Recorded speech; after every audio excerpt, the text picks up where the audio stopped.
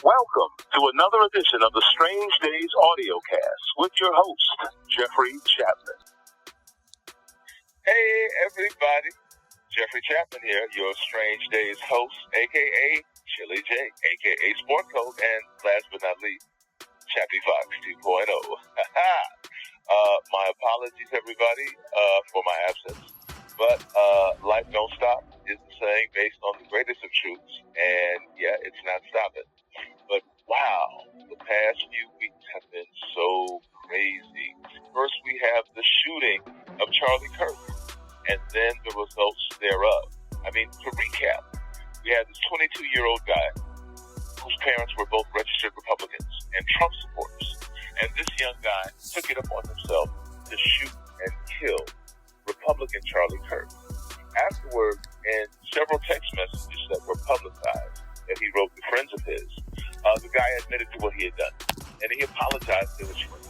But he stated that his dad had become such a fervent MAGA member, and that all of the hate being produced and preached by the MAGA party was just too much, and that he couldn't take it anymore. Amazing, huh? The past weeks since the shooting saw a massive show of support for Charlie Kirk. More importantly, for who Charlie Kirk was. And there was an intensive effort to link the shooter to the Democratic Party and to demonize the left. At the memorial service that was held for Kirk, Trump spoke, and he intensified the demonization of the left and the glorification of Kirk. And the service was carried by several of the big networks. And that was where I found myself finally having had enough of it all. Finally saying enough is enough. Because there now appears to be a movement to glorify this man, Charlie Kirk, and portray him as being some sort of a saint. People, Charlie Kirk was not a saint. Charlie Kirk was not some Mr. Rogers type persona who inspired everyone to love each other. No. Charlie Kirk was a MAGA zealot who spewed racism that was cleverly camouflaged in political rhetoric. Charlie Kirk was the guy who said that if he were to board a plane, and he said this, he said if he were to get on board a plane and find out that the pilot was a black man, that he would immediately get off the plane because he just knew that the black man was undoubtedly an affirmative action hire and was therefore unqualified. I mean, really? Those, my good people, those are not the words of a patron saint, of a Mr. Rogers. Those are the words, the ugly, reprehensible words of a monster, a hideous, racist monster, cleverly hiding behind a schoolboy face and a Brooks Brothers suit. And we are seeing this effort to glorify him every single day, amazingly, on airspaces like CNN, ABC, and NBC. And speaking of these various networks, people, I have a request. Can we please stop saying things like Charlie Kirk was assassinated, or the assassination of Charlie Kirk? Because Charlie Kirk was not assassinated, okay? The Minnesota official who was killed several months ago by a Trump supporter, Melissa Horton, she was assassinated. To give you a historical context, Medgar Evers was assassinated.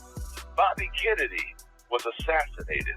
John Kennedy, JFK, was assassinated. Martin Luther King was assassinated. Malcolm X was assassinated. Charlie Kirk was not assassinated. Charlie Kirk got shot.